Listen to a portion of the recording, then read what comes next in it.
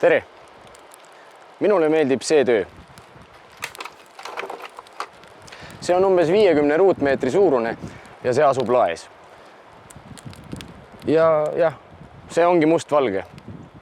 Võib-olla mõnele võib tunduda, et maal, mis pole värvidega tehtud, on nagu lembitu kuuse ilma Andrus Veerpaluta.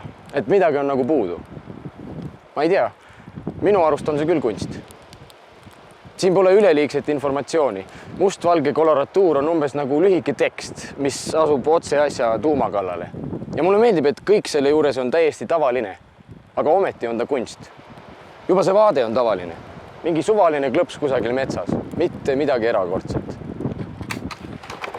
Võib-olla me oleme harjunud, et kunst peab olema nagu poplaulja, kes laulab meile sellisest elust, mis on nii ilus, et seda tegelikult ei olegi olemas. Ühel hetkel saadi aru, et okei, võib-olla siiski pole hea mõte rääkida elust, mida pole olemas. Et võtame mingi tavalise suvalise vaate, aga siis vähemalt maalime ta huvitavaks. Vaadake kas või seda kivi, kui mitu värvi temas on. Või maalime huvitavalt, aga paneme sinna mingid muud tagamõtted. 1917. Eestlased alles otsivad oma identiteeti. Ja siis Triik pakub välja, et meie identiteet on olla põhjamaalane, kes elab keset ürgset, metsikut, korrastamata loodust, kus pole mitte ühtegi inimest, on ainult haldjad, vaimud ja metsavargad. Et me pole nagu need seal Lõuna-Euroopas, kes elavad linnades. Või võtame looduse, aga unustame ära, et see on loodus. Ja kasutame seda ainult ettekäändena, et värvidega huvitavalt möllata. Või möllame huvitavalt, aga samas ärme ikkagi unusta, et see on loodus, sest loodus on ju ka huvitav. Publikule meeldib puude lõhn.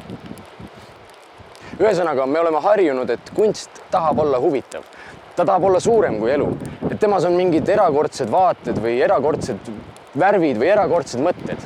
Ja siis tuleb üks mees ja teeb sellise asja. Kõik, mida me siin näeme, on banaalne. Aga ometi ei ole see kunstiteos ise üldse banaalne. Esiteks, vaadake seda, kuidas see on maalitud. Kuivõrd täpselt, peenelt, poeetiliselt.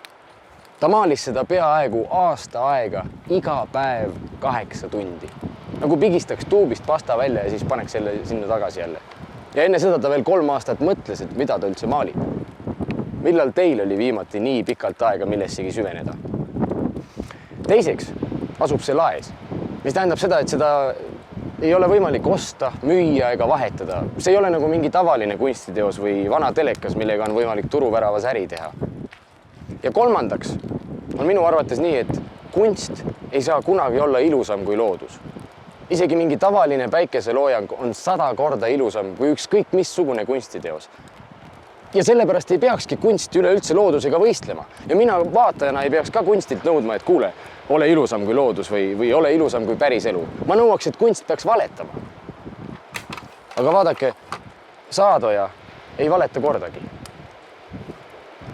Ta ei tee asju ilusamaks. Vaadake neid tüvesid või neid oksi. Siin mitte midagi liiga huvitavat. Kõik on täpselt nii nagu päris elus. Sama igav, sama tavaline. Aga see, et seda labast vaadet on üleüldse maalitud ja veel maalitud suurelt ja et üks inimene on kulutanud aasta oma elust selle peale, et mitte valetada ja maalinud mingit suvalist võsa. Ma arvan, et see pole enam üldse banaalne. Kui ma Saadoja käest küsisin, siis ta ütles, et nii ongi. Et tema küsimus on, kuidas tõusta banaalsusest kõrgemale, aga samas olles ise selles banaalsuses ikkagi sees, nagu me tegelikult kõik iga päev oleme, mitte kammida kuhugi fantaasia maailma ära.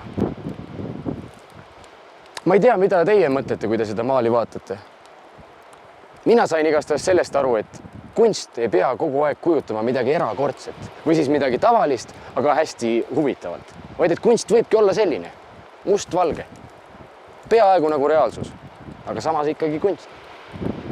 Kunst hoiab siin elule pöialt ja ma saan vaatajana aru, et näed, kunstnikule meeldib päris elu.